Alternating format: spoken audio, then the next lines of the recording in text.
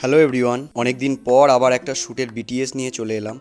এই শ্যুটের লোকেশনটা ছিল আমাদের সোনারপুর স্টেশন থেকে 9-10 কিলোমিটার দূরে, আমার বাড়ি থেকে কাছেই। সকালবেলা ঘুম থেকে উঠেই 45 ডিগ্রি গরমের মধ্যে ঘেমে সিদ্ধ হতে হতে অটো করে চললাম লোকেশনে। যেহেতু আমার বাড়ির কাছেই, তাই শ্যুটের প্রয়োজনীয় সব জিনিস আমি নিজেই বয়ে নিয়ে যাচ্ছিলাম। তোমরা তো জানো, বেশি হেডেক নিতে আমি একটু পছন্দ করি। লোকেশনটা বাড়ির কাছে হলে কি হবে, আমি এখানে ফার্স্ট টাইম শ্যুট করব। যদিও আমার চেনাশোনার মধ্যে আর এখানে আজকে যারা শ্যুট করছে তাদের মধ্যে ম্যাক্সিমাম সবাই এখানে শ্যুট করেছে। আগে থেকে তো ভিডিওটা করতে হয় গাইস। এই যে লেট ভিডিও করছে আমাদের, আমি যে এন্ট্রি নিলাম একটা বাইক স্কুটি নিয়ে, এরকম একটা লুক করে। লোকেশনে পৌঁছে সব জিনিস নামাতে নামাতে আমাদের সিনেমাটোগ্রাফার প্রীতমও চলে এলো। বাট অটোতে এত জিনিস ছিল যে সেগুলো নামাতে নামাতে আমাদের আরও প্রায় 10-15 মিনিট লেগে যায়। এদিকে টিমের সবাই তখন চলে এসেছে, তাই ওরা লাইটগুলো সব রেডি করতে শুরু করলো। ন্যান লাইট থেকে এবারে আমাকে FS 300B এই কনস্ট্যান্ট লাইটটা দিয়েছে। এই শ্যুটেই প্রথমবার এই লাইটটা ইউজ হবে। এই লোকেশনে একটা বিশাল বড় প্রবলেম হলো, আশেপাশে কোনো দোকান বা বাজার নেই। বাইক নিয়ে 9-10 মিনিট গেলে তারপরে বাজার বা দোকান সব পাওয়া যাবে। শ্যুটে আনু থাকবে আর মজা হবে না, সেটা আবার হয় নাকি? আনু হলো আমাদের এই শ্যুটের স্টাইলিস্ট।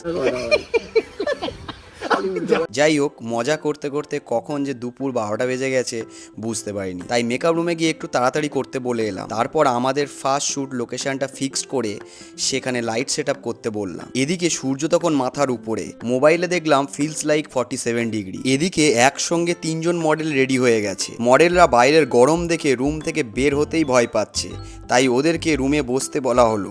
একজনের হয়ে গেলে আরেকজনকে ডেকে নেওয়া হবে। বাইরের অতিরিক্ত গরমে ঘেমে মডেলদের অবস্থা খারাপ, তাই রাহুল দাকে বারবার টাচ আপ করার জন্য বাইরে আসতে হচ্ছিল। এই শ্যুটে টোটাল মডেল ছিল 4 জন আর শাড়ি ছিল 30টা। এটা ডেলি বায়ার্স নামে একটা শাড়ির ব্র্যান্ডের শ্যুট। গরম যতই পড়ুক, চা আমাদের খেতে হবে। অতিরিক্ত গরমের কারণে মডেলরা এত ঘামছিল যে শ্যুটটা অনেক লেট হয়ে যাচ্ছিল। এতক্ষণ ধরে গরমে থাকতে থাকতে আমারও অবস্থা খুব খারাপ। আমরা টার্গেট করেছিলাম যে অ্যাটলিস্ট লাঞ্চের আগে আমাদের হাফ শাড়ির ফটোশ্যুট কমপ্লিট করব। এই ছেলেটা সব থেকে বেশি খেটেছে, মুখের অবস্থা খুশি নেই। অতিরিক্ত গরমের কারণে সবাইকে গ্লুকন-ডি খাওয়ানোর ব্যবস্থা করা হলো। যেহেতু জয় প্রোডাকশন হেড, তাই জয়ের দায়িত্বে ছিল এইসব। হাতের কাজ দেখে নিশ্চয়ই বুঝতে পারছো সবাই যে কতটা এক্সপিরিয়েন্স। এসবের জন্য কিন্তু তোমরা সবাই জয়ের সাথে কন্ট্যাক্ট করতে পারো। বিহাইন্ড দ্য সিনগুলো তো তোমরা দেখছো, কিন্তু তার সঙ্গে আমি আউটপুটগুলো দিতে পারিনি।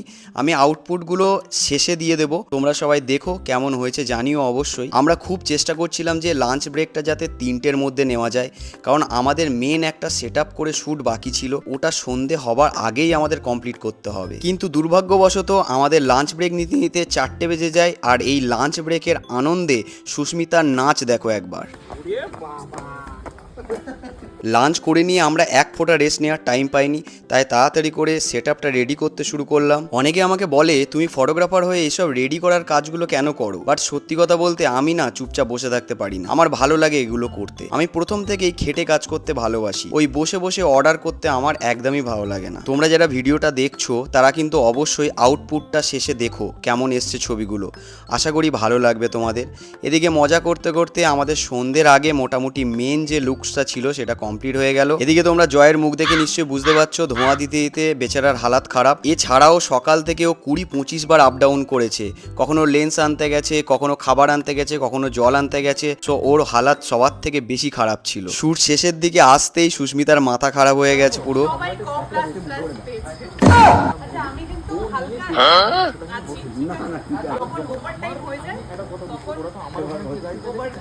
যাই হোক, নিজে মুখে সেটা বলে আবার সবাইকে বুঝিয়েও দিল। শ্যুট শেষ হতে হতে প্রায় রাত 8টা বেজে যায়। তারপরে আমরা একটু বসে আড্ডা ফাড্ডা মারি। আড্ডা মারার পর সবাই বাড়ি চলে যায়, কিন্তু আমি বাড়ি যেতে পারিনি, কারণ ওই যে প্রথমে বললাম না, সব দায়িত্ব আমি নিয়ে নিই। যেহেতু লাইটের দাদাদের গাড়ি বুক করতে করতে প্রায় 1 ঘন্টা লেগে যায়, তাই আমাকেও ওদের সাথে ওয়েট করতে হচ্ছিল। যাই হোক, সবাই বিদায় নেওয়ার পর এবার আমার বিদায় নেওয়ার পালা।